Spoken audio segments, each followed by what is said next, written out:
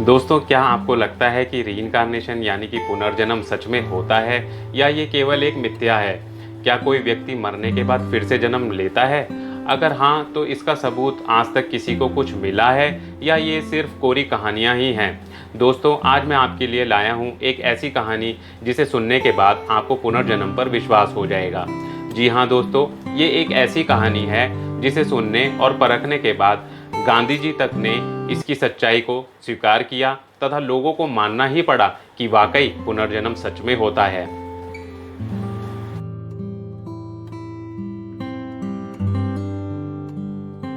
नमस्कार दोस्तों, स्वागत है आपका मेरे चैनल पर। दोस्तों, जनवरी 18, 1902 में मथुरा के रहने वाले चतुर्भुज के यहाँ एक कन्या का जन्म हुआ। माता पिता ने उसका नाम रखा लुगदी। जब लुगदी 10 साल की हुई तो उसकी शादी पड़ोस में रहने वाले केदारनाथ चौबे के साथ करा दी गई। केदारनाथ का कपड़ों का व्यवसाय था। ये केदारनाथ की दूसरी शादी थी क्योंकि उसकी पहली पत्नी का देहांत हो गया था। केदारनाथ की मथुरा में कपड़ों की दुकान थी और एक ब्रांच हरिद्वार में भी थी। लुगदी बहुत ही धार्मिक प्रवृत्ति की थी और बचपन से ही कई धार्मिक जगहों पर घूम आई थी। जब लुगदी पहली बार गर्भवती हुई तो सिजेरियन सेक्शन से उसका बच्चा हुआ, परंतु वो मृत पैदा हुआ। जब वो दूसरी बार गर्भवती हुई तो चिंतित पति ने उसको आगरा के गवर्नमेंट हॉस्पिटल में भर्ती करा दिया, जहां उसने 25 सितंबर 1925 को एक पुत्र को जन्म दिया, परंतु वहां भी उसकी सिजेरियन सेक्शन से ही डिलीवरी हुई थी। 9 दिनों के बाद लुगदी की तबीयत बिगड़ने लगी और 4 अक्टूबर को उसकी मृत्यु हो गई। लुगदी के मृत्यु के 1 साल 10 महीने और 7 दिनों के बाद दिसंबर 11, 1926 को दिल्ली के चिरावल मोहल्ला के रहने वाले बाबू रंग बहादुर माथुर के घर में एक कन्या ने जन्म लिया, जिसका नाम उन्होंने शांति देवी रखा। वो सब बच्चों की तरह ही एक नॉर्मल बच्ची थी, बस वो 4 साल की उम्र तक ज़्यादा बोलती नहीं थी। लेकिन जब उसने बोलना शुरू किया तो वो दूसरे बच्चों से बिल्कुल अलग निकली। वो अपने पति और उसके बच्चों के बारे में बातें करती थी। उसने कहा कि उसका पति मथुरा में है, जहां उसकी कपड़े की दुकान है और एक बेटा भी है। वो अपने आप को चौबाइन बोलती थी, मतलब चौबे की पत्नी चौबाइन। शुरू में तो उसके माता पिता ने उसकी इन बातों पर ज़्यादा ध्यान नहीं दिया, परंतु जब वो बार बार अपने जीवन से जुड़ी मथुरा की बातें बताने लगी तो उन्हें चिंता होने लगी। कई बार परिवार में खाना खाते समय शांति देवी बताने लगती कि मेरे मथुरा वाले घर में मैं अलग अलग मिठाइयाँ खाती थी। कई बार जब उसकी माँ उसे कपड़े पहनाती थी तो वो बताने लगती कि मथुरा में वो किस प्रकार के कपड़े पहनती थी। उसने अपने पति के बारे में 3 निशानियां भी बताई। वो गोरे थे, उनके बाएं गाल पर एक मस्सा था और वो चश्मा पहनते थे। उसने ये भी बताया कि उसके पति की दुकान मथुरा के द्वारकाधीश मंदिर के ठीक सामने थी। अब तक शांति देवी 6 साल की हो चुकी थी और उसके माता पिता उसकी इन बातों से बहुत ज़्यादा चिंतित हो चुके थे। यहाँ तक कि उसने जब उसके बच्चा पैदा हुआ और उसके बाद जब उसकी मृत्यु हुई तो उसकी भी पूरा वृतांत अपने माता पिता को सुना दिया था। उसके पिताजी ने शांति देवी को एक डॉक्टर को दिखाया। वो डॉक्टर भी इतनी छोटी बच्ची के मुंह से इतनी जटिल सर्जिकल प्रक्रिया सुनकर हतप्रभ रह गया। इस वजह से राज गहराता जा रहा था। माता पिता को अब लगने लगा था कि ये यादें कहीं उसके पिछले जन्म की यादें तो नहीं। जैसे जैसे वो बच्ची बड़ी हो रही थी वैसे वैसे अपने माता पिता को मथुरा ले जाने की उसकी जिद बढ़ती जा रही थी। हालांकि उसने अपने पति का नाम 8-9 साल की उम्र होने तक नहीं लिया था। पति का नाम बार बार पूछने पर भी वो शर्मा जाती और कहती कि मुझे उनके पास ले चलिए, मैं उन्हें पहचान लूंगी, परंतु उनका नाम नहीं लूंगी। एक दिन एक दूर के रिश्तेदार बाबू बिशन चंद ने, जो कि रामजस हाई स्कूल दरियागंज दिल्ली में टीचर थे, शांति देवी को कहा कि अगर वो उसके पति का नाम बता दे तो वो उसे मथुरा ले चलेंगे। इस बात को सुनकर शांति देवी ने उनके कान में बहुत ही धीमी आवाज में नाम बताया, पंडित केदारनाथ चौबे। बिशन चंद ने कहा कि वो थोड़ी तहकीकात करने के बाद मथुरा जाने की तैयारी करेंगे। उसने पंडित केदारनाथ चौबे को एक पत्र लिखा जिसमें शांति देवी द्वारा बताई गई सारी बातों का उल्लेख किया और लिखा कि वो दिल्ली उनसे मिलने आ जाएं। केदारनाथ ने उत्तर में लिखा कि पत्र में लिखी ज़्यादातर बातें सही हैं और उनके एक रिश्तेदार पंडित कांजीमल जो दिल्ली में ही रहते हैं, उनको एक बार इस कन्या से मिलने की अनुमति दी जाए। कांजीमल से जब शांति देवी मिली तो उसने उन्हें तुरंत पहचान लिया और कहा कि ये उनके पति के कजिन हैं। उन्हें अपने मथुरा वाले घर की कुछ बातें बताईं और ये भी बताया कि उसने कुछ पैसे उस घर में कहाँ छुपा कर रखे हैं।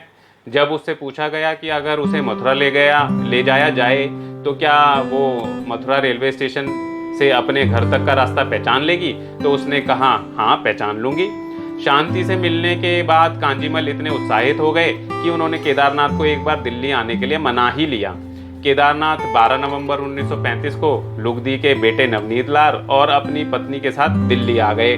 वो अगले दिन रंग बहादुर के घर पहुंचे। शांति देवी को कंफ्यूज करने के लिए कांजीमल ने केदारनाथ को केदारनाथ का बड़ा भाई कहकर परिचय करवाया। शांति देवी एक तरफ खड़े होकर शर्मा गई।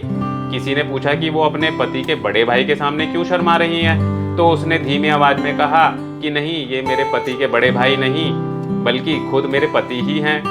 फिर उसने अपनी माँ को कहा कि मैं नहीं कहती थी कि वो गोरे हैं और उनके चेहरे के बाएं गाल पर कान के पास मस्सा है। फिर उसने अपनी माँ को कहा कि मेहमानों के लिए खाना बना लो माँ। जब उसकी माँ ने पूछा कि वो खाने में क्या बनाए, तो शांति देवी ने कहा उसके पति को आलू के पराठे और सीताफल की सब्जी बहुत पसंद है। केदारनाथ अचरज में पड़ गए क्योंकि सच में ये उनका मनपसंद खाना था।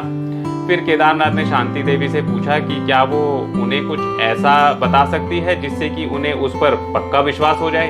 शांति ने उत्तर दिया, हाँ, हमारे आंगन में एक कुआं है जिस पर मैं नहाया करती थी। शांति अपने पिछले जन्म के बेटे नवनीत को देखकर बहुत भावुक हो गई। जब उसने नवनीत को गले लगाया तो उसकी आंखों से आंसू बह निकले। उसने अपनी माँ से कहा कि घर में उसके जो भी खिलौने हैं वो सब नवनीत को लाकर दे दें, पर अति उत्साहित होने के कारण वो खुद ही भागकर खिलौने लेने चली गई। केदारनाथ ने शांति से पूछा कि उसने नवनीत को कैसे पहचान लिया, जबकि उसने नवनीत को सिर्फ पैदा होने के समय ही देखा था। शांति ने कहा कि नवनीत उसकी आत्मा का हिस्सा है और आत्मा को ये बात अपने आप आभास हो जाती है। खाना खाने के बाद शांति ने केदारनाथ से पूछा कि तुमने दूसरी शादी क्यों की? क्या हमने ये निश्चय नहीं किया था कि तुम दूसरी शादी नहीं करोगे? इस बात का केदारनाथ के पास कोई उत्तर नहीं था। दिल्ली प्रवास के समय केदारनाथ को शांति देवी और लुगदी के व्यवहार में काफ़ी समानताएं दिखी। रात को सोने से पहले केदारनाथ ने शांति से अकेले में बात करने की इच्छा जताई और बाद में उसने कहा कि वो पूरी तरह से आश्वस्त है कि शांति देवी ही उसकी पत्नी लुगदी बाई है, क्योंकि इस तरह की कई बातें थी जो शांति ने बताई थी वो सिर्फ लुगदी को ही पता हो सकती थी। 15 नवंबर को केदारनाथ के मथुरा वापस जाने से पहले शांति काफ़ी उदास हो गई और जिद करने लगी कि उसे भी मथुरा जाना है, लेकिन उसके माता पिता ने उसे जाने की अनुमति नहीं दी। उसकी ये कहानी पूरे देश में मीडिया के द्वारा फैल गई और कई विद्वान उसकी कहानी में रुचि दिखाने लगे। जब गांधी जी ने इस कहानी को सुना तो उन्होंने शांति देवी को मिलने के लिए बुलाया और उससे बात भी की और उसे आश्रम में रुकने के लिए भी कहा। गांधी जी ने इस केस की इंक्वायरी करने के लिए एक 15 सदस्य कमेटी बनाई, जिसमें संसद सदस्य, राष्ट्रीय नेता और मीडिया के लोगों को चुना गया। इस कमेटी के सदस्यों ने शांति के माता पिता से अनुरोध किया कि शांति को उनके साथ मथुरा जाने दिया जाए। वो सब लोग शांति देवी के साथ 24 नवंबर 1935 को ट्रेन से मथुरा के लिए रवाना हो गए। कमेटी के सदस्यों ने रिपोर्ट में लिखा कि जब ट्रेन मथुरा पहुंचने वाली थी तो शांति बहुत ही खुश हो गई और कहने लगी कि जब तक हम मथुरा पहुंचेंगे तब तक तो द्वारकाधीश जी का मंदिर बंद हो जाएगा। उसकी भाषा कुछ इस तरह से थी, मंदिर के पट बंद हो जाएंगे। ये भाषा मथुरा में ही उपयोग होती थी। हमारा ध्यान सबसे पहले जिस तरफ गया वो घटना प्लेटफॉर्म पर ही घट गई। बच्ची देशबंधु जी की गोद में थी। वो लगभग 10-15 कदम ही चले होंगे कि एक बूढ़ा आदमी जिसने मथुरा वासियों की तरह कपड़े पहने हुए थे और जिससे वो बच्ची पहले कभी नहीं मिली थी, उसके सामने आ गए और फिर कुछ लोगों के समूह में मिलकर चुप खड़े हो गए। बच्ची से पूछा गया कि क्या वो उन्हें जानती है। उनकी उपस्थिति का ज्ञान होते ही बच्ची तुरंत देशबंधु जी की गोद से उतरी और उस बूढ़े आदमी के पैर छूकर एक तरफ खड़ी हो गई। जब देशबंधु जी ने इसका कारण पूछा तो उसने उनके कान में बताया कि वो उनके जेठ हैं। ये सब कुछ इतनी जल्दबाजी में हुआ कि सब लोग हतप्रभ रह गए। वो सच में केदारनाथ के बड़े भाई बाबू राम चौबे थे। कमेटी के सदस्यों ने एक टांगा किराए पर लिया और टांगे वाले को बोला कि जिस रास्ते पर ये बच्ची कहे उस रास्ते पर ही चलें। रास्ते में उसने वो सब बदलाव बताए जो मथुरा में हुए थे, जो कि बिल्कुल सही थे। उसने कई ऐसी जगह भी बताई जो उसने पहले बताई थी, जबकि वो वहाँ कभी गई ही नहीं थी। जैसे ही वो घर के पास पहुंचे, शांति जल्दी से तांगे से उतरी और उसने एक बुजुर्ग आदमी की तरफ देखा। जल्दी से वो उनके सामने झुकी और उसने बताया कि वो उसके ससुर हैं, जो कि एकदम सच बात थी। जब वो घर के सामने पहुंची तो वो बिना किसी हिचकिचाहट के घर के अंदर चली गई और उसने अपना कमरा भी पहचान लिया। उसने अपनी कई चीज़ों को पहचान लिया था। उसको परखने के लिए उससे कई बातें पूछी गई, जैसे कि जजरू यानी कि वॉशरूम कहाँ है, और उसने बता दिया कि कहाँ है। उससे पूछा गया कि कटोरा क्या होता है, उसने सही बताया कि पराठा होता है। ये दोनों शब्द मथुरा के चौबे ही उपयोग करते हैं और कोई बाहर का व्यक्ति इन शब्दों को उपयोग नहीं करता था। शांति ने फिर कहा कि उसे दूसरे घर में जाना है जहां वो केदारनाथ के साथ कुछ साल रही थी। उसने तांगे वाले को बिना किसी परेशानी के रास्ता बताया।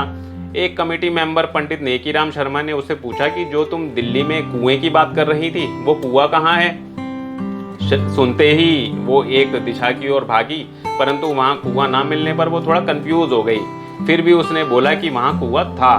केदारनाथ ने वहां रखा एक पत्थर हटाया तो सच में वहां उन्हें कुआं मिला। जिन दबे हुए पैसों की बात उसने दिल्ली में की थी, उन्हें ढूंढने के लिए वो कमेटी के सदस्यों को लेकर घर की दूसरी मंजिल पर गई और वो जगह बताई जहां एक गमला रखा हुआ था, परंतु गमले के नीचे पैसे नहीं थे। शांति ने कई बार कहा कि उसने पैसे वहीं रखे थे। हालांकि बाद में केदारनाथ ने बताया कि लुगदी की मृत्यु के बाद पैसे उसने निकाल लिए थे। जब उससे उसके माता पिता के घर ले जाया गया तो शुरू में उसने अपनी मौसी को अपनी माँ समझ लिया, परंतु जल्दी ही अपनी गलती को ठीक करते हुए वो अपनी माँ की गोद में जाकर बैठ गई। उसने अपने पिता को भी पहचान लिया। माँ और बेटी दोनों एक दूसरे से मिलकर रोने लगे। सब लोग ये देखकर काफी भावुक हो गए। शांति देवी को फिर द्वारकाधीश मंदिर ले जाया गया और बाकी जगह जहाँ की भी उसने बातें बताई थी वहां ले जाया गया और उसकी ज्यादातर बातें परखने के बाद सही निकली। कमेटी के रिपोर्ट छपने के बाद इस घटना ने पूरी दुनिया के लोगों का ध्यान अपनी ओर खींचा। कई पहुंचे हुए संत, विद्वान, दार्शनिक आदि इस केस को जांचने परखने के लिए आए। कई लोगों को ये घटना सच्ची लगी और कई लोगों को सच्ची नहीं लगी। शांति देवी जिस तरह से अपने पिछले जन्म के माता पिता और बाकी लोगों से मिलकर भावुक हुए जा रही थी, वो सब पर काफी गहरा असर छोड़ रहा था। कमेटी ने अपनी रिपोर्ट में लिखा कि ये भगवान की दया ही है कि लोग अपने पिछले जन्म को भूल जाते हैं। उनको ये प्रतीत हुआ कि शांति देवी को मथुरा लाकर उन्होंने एक बड़ी ही जिम्मेदारी का काम लिया है और उन्हें जबरदस्ती उस बच्ची को उसके पिछले जन्म के माता पिता से अलग करना पड़ा। शांति देवी के केस की भारत के बहुत सारे लोगों ने रिसर्च की। यहाँ तक कि यूरोपियन देश स्वीडन से एक रिसर्चर इस केस को गलत साबित करने के लिए भारत आया, लेकिन जब उसने रिसर्च खत्म की तो उसने लिखा कि ये केस पुनर्जन्म का इकलौता ऐसा उदाहरण है जो पूरी तरह से सही साबित होता है। तो दोस्तों, आज की कहानी बस यहीं तक। आपको ये कहानी कैसी लगी कृपया कमेंट्स करके ज़रूर बताएं। आगे भी ऐसी ही सच्ची और दिलचस्प कहानियाँ सुनने के लिए कृपया इस वीडियो को लाइक करें, शेयर करें और चैनल को सब्सक्राइब करना ना भूलें। इसी के साथ मैं आपसे फिर मिलूँगा, तब तक के लिए धन्यवाद।